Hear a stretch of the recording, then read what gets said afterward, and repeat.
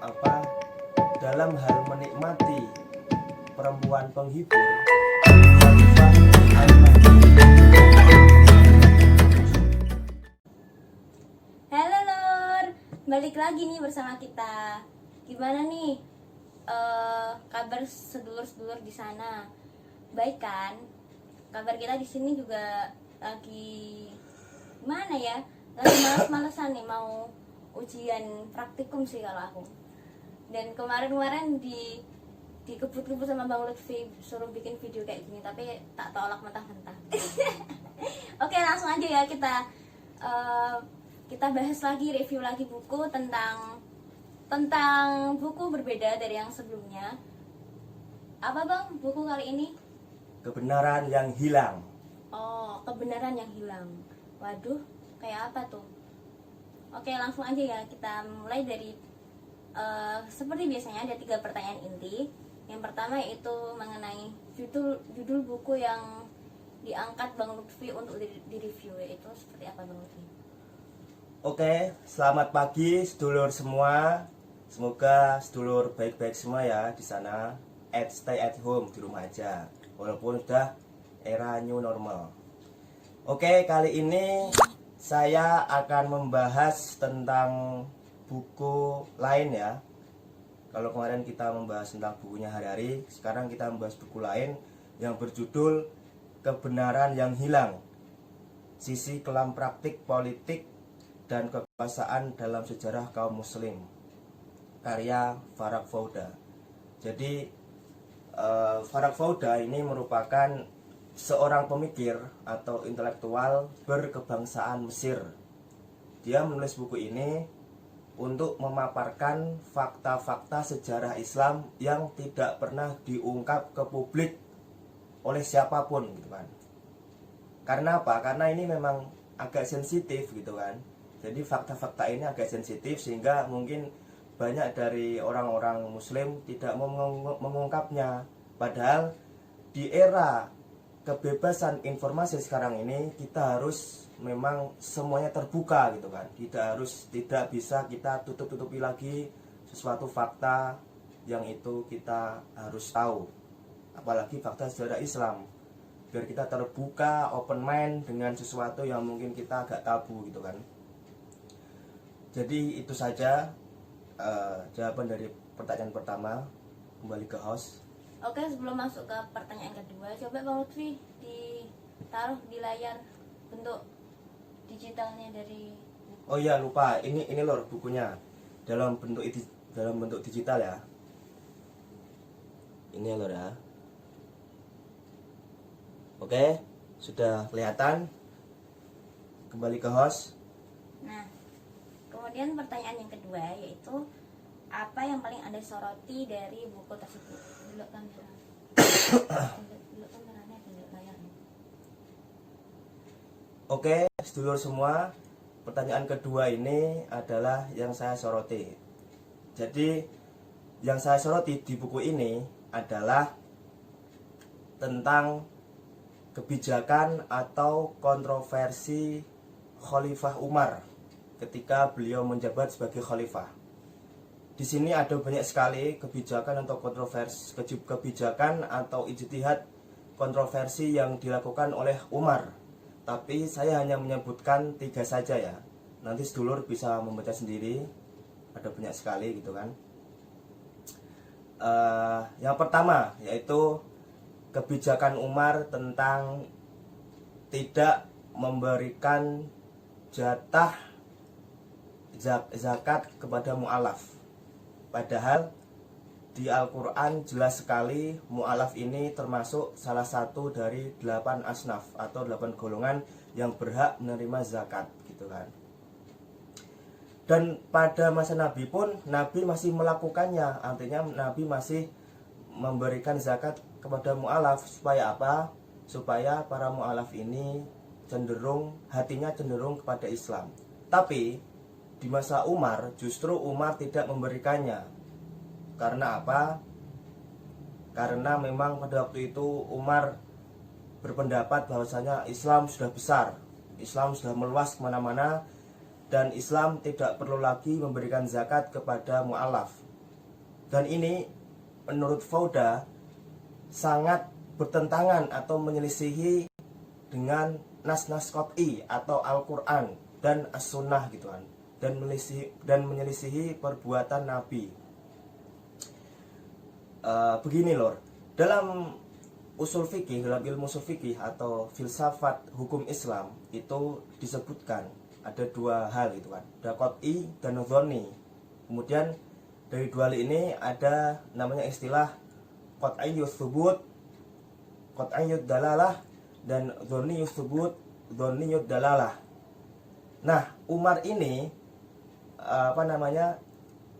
bukan hanya menyelisih dzanniyyut tsubut dan dzanniyyud dalalah, tapi sudah menyelisihi apa yang disebut dengan qat'iyyut tsubut dan qat'iyyud dalalah.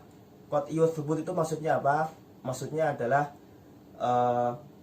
sumbernya qat'i atau pasti, yaitu Al-Quran dan hadis mutawatir. Kemudian qat'iyyud dalalah itu apa? Yaitu petunjuknya pasti. Petunjuknya pasti ya, artinya tidak ada multitafsir dan tidak ada interpretasi lain. Artinya itu makna yang tunggal dan pasti. Nah, Umar ini menyelisihi dua-duanya. Artinya apa?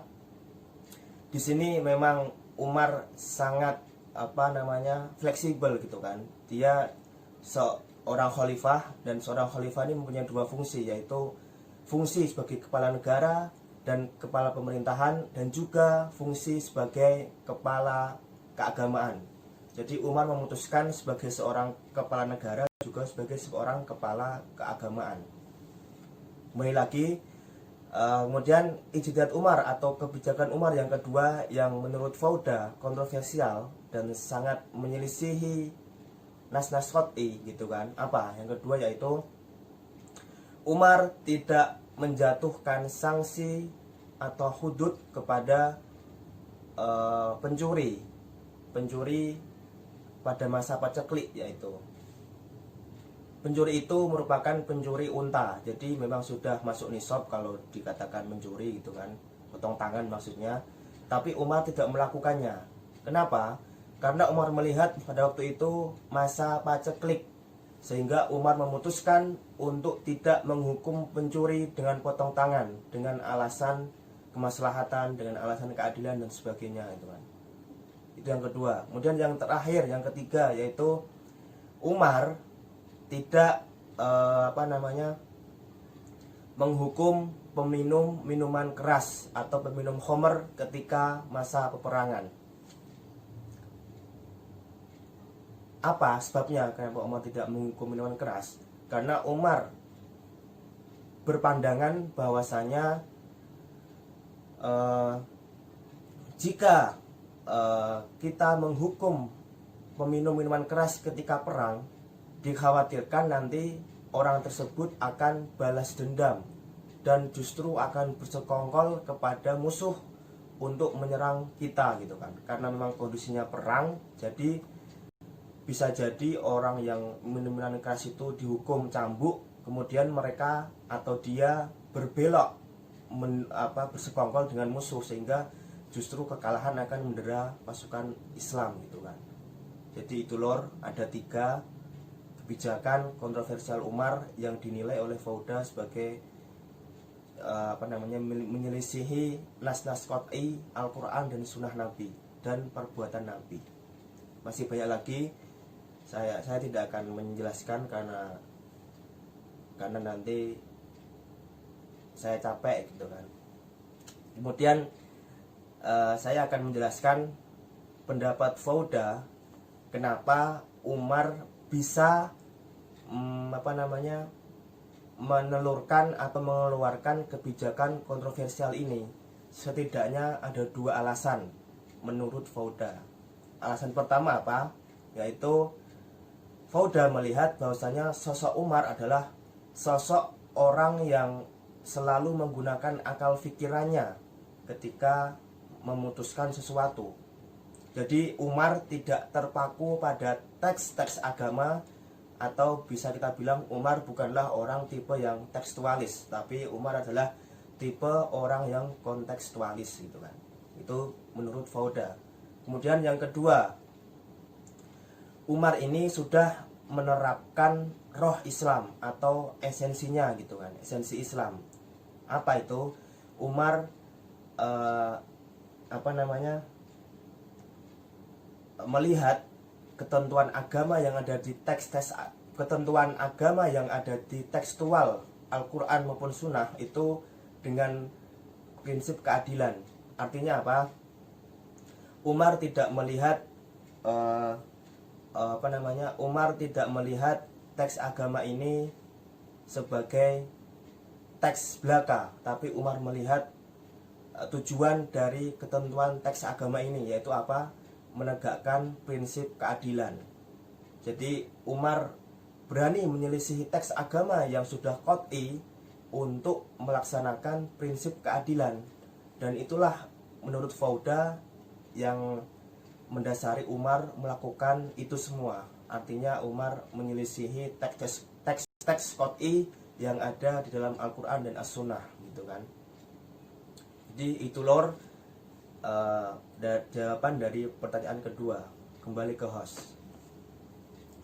Oke, setelah kita mendengar tentang sesuatu yang disoroti dari buku tersebut oleh Bang Lutfi, kemudian yang terakhir yaitu adalah apa sih yang dibahas di dalam buku tersebut?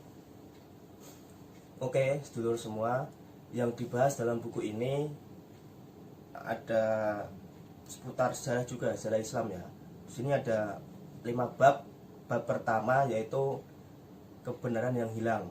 Bab kedua, pembacaan baru terhadap sejarah Al-Khulafa Ar-Rasyidun. Bab ketiga, tentang pembacaan baru terhadap sejarah Umayyah. Bab keempat, tentang pembacaan baru terhadap sejarah Abbasiyah. Bab kelima, tentang penutup. Jadi memang buku ini spesifik sesuai judulnya, membahas tentang sejarah Islam, fakta sejarah Islam dari zaman Nabi sampai zaman sejarah Khilafah Umayyah, Abbasiyah dan sebagainya gitu kan. Oke sedulur semua, secara global emang buku ini membahas sejarah Islam, fakta sejarah Islam yang memang tidak pernah atau jarang diungkap ke publik oleh para penceramah atau dai gitu kan, atau siapapun lah, padahal ini fakta gitu kan. Oke, saya awali dengan pembahasan tentang penyiksaan khalifah pada masa dinasti Khilafah Umayyah dan Abbasiyah terhadap para ulama yang tidak menuruti perintahnya gitu kan. Misalkan di buku ini dijelaskan Khalifah Al-Mansur menyiksa Imam Abu Hanifah, pendiri madhab Al-Hanafiyah gitu kan, yaitu dengan cara dikurung, dicambuk, dan diracuni, hingga akhirnya diracuni hanya karena Abu Hanifah menolak untuk menjadi qadhi atau memimpin peradilan pada masa beliau. Itu yang pertama. Dan kasus kedua, Khalifah Al-Mansur juga menyiksa Imam Malik, pendiri mazhab Al-Malikiyah, dengan cara dicambuk. Dicambuknya dengan cara apa? Dicambuk dengan telanjang bulat sehingga ia merasa terhina. Jadi Imam Malik disiksa oleh Khalifah Al-Mansur dengan cara dicambuk dengan kondisi telanjang bulat. Hanya karena apa? Hanya karena Imam Malik menyebutkan hadis yang tidak disukai oleh Khalifah Al-Mansur. Itu sedulur semua. Kemudian Fauda juga menyoroti tentang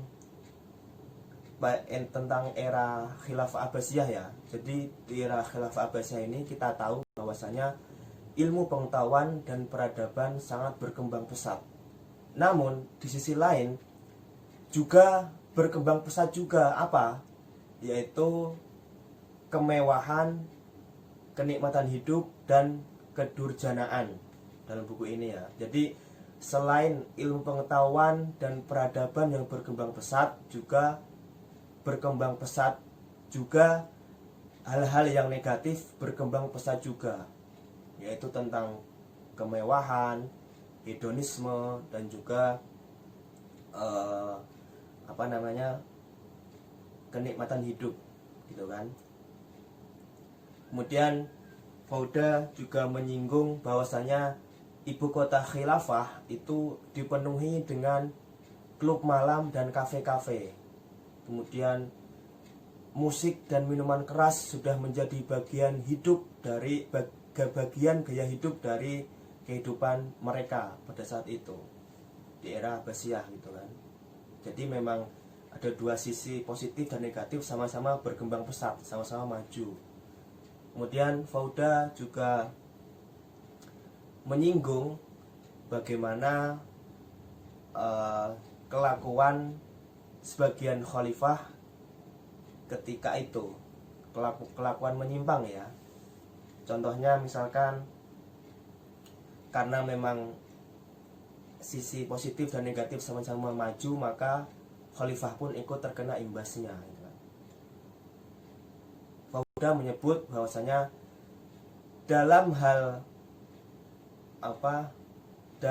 menikmati perempuan penghibur, Khalifah Al-Mahdi dan putranya yaitu Khalifah Harun Ar-Rasyid adalah jagonya. Itu dalam buku ini. Jadi dalam hal menikmati perempuan penghibur, Khalifah Al-Mahdi dan Khalifah Harun Ar-Rasyid itu merupakan jagoannya, kata Fauda. Kemudian dalam hal penyimpangan seksual, Khalifah Al-Wathiq itu adalah permatanya atau bintangnya, kata Fauda. Jadi memang ada hal-hal negatif yang dilakukan dan imbasnya pada khalifah juga. Kemudian Fauda juga menyinggung masalah perbudakan dan poligami dalam sejarah Islam gitu kan. Saya singgung dulu masalah perbudakan ya, atau poligami, samalah. Di sini Fauda menyebut bahwasanya poligami dan perbudakan itu sudah menjadi realitas sosial di kehidupan bangsa Arab waktu itu, dari tahun ke tahun, dari masa ke masa, sudah menjadi bagian penting dari kehidupan bangsa Arab. Misalkan Fauda menyebut Sayyidina Hasan atau cucu Rasul itu mempunyai istri berjumlah 70 dalam satu riwayat.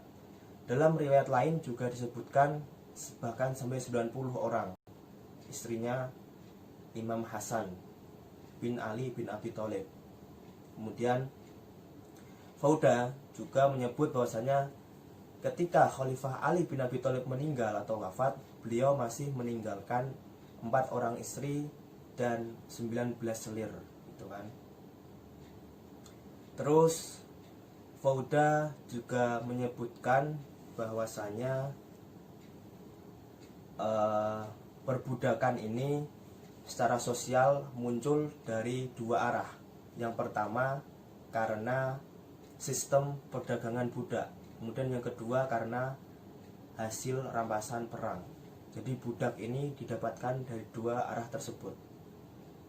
Yang pertama sistem perdagangan budak karena sudah menjadi realitas sosial. Yang kedua karena waktu itu sering berperang, jadi hasil rampasan perangnya menjadi budak gitu kan. Dan dari tahun ke tahun, dari masa ke masa, budak ini menjadi surplus, artinya sudah banyak banget, sehingga perdagangan pun sudah menjadi biasa, dan menghadiahi budak ke orang lain itu sudah menjadi biasa karena memang surplus budak waktu itu kan. Bahkan sampai masa Khalifah Al-Mutawakkil sudah mencapai 4.000, sudah mencapai ribuan budak gitu kan, era Abbasiyah.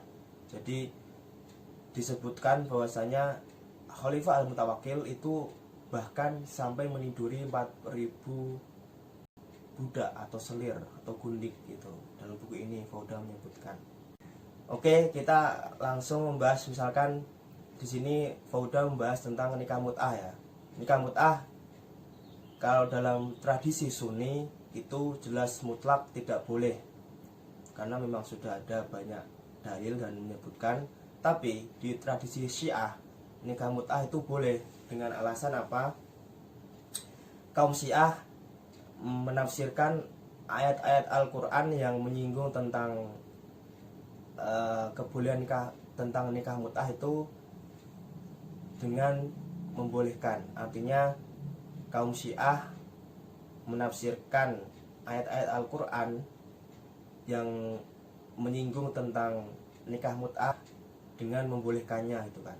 Kemudian kaum Syiah juga menolak prinsip penganuliran hukum atau pembatalan hukum yang disebut dengan nasakh. Jadi kaum Syiah menolak prinsip hukum nasikh mansukh Al-Quran dengan as-sunnah gitu. Karena kaum Sunni menyebut bahwasanya yang mengharamkan nikah mut'ah ini adalah dengan sunnah Nabi. Artinya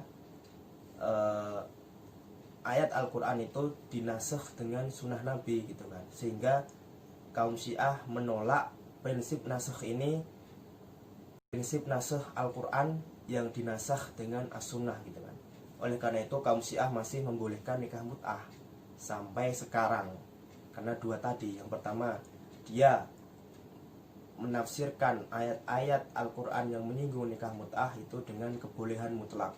Dan yang kedua, mereka menolak prinsip konsep nasikh mansukh Al-Quran oleh as-sunnah. Itu lor. Demikian jawaban saya terhadap pertanyaan ketiga. Kembali ke host. Oke, ini ya menarik ya pembahasannya ya. Ternyata dari sejarah tuh kita bisa banyak tahu dan itu pun relevan di kehidupan sekarang gitu ya Nur. Oke, alhamdulillah udah selesai review buku kali ini. Semoga bermanfaat dan jangan lupa komen. Dan kalau suka dengan video ini jangan lupa di like dan di share. Oke, bye bye. See you next time. See you lor. Bye bye.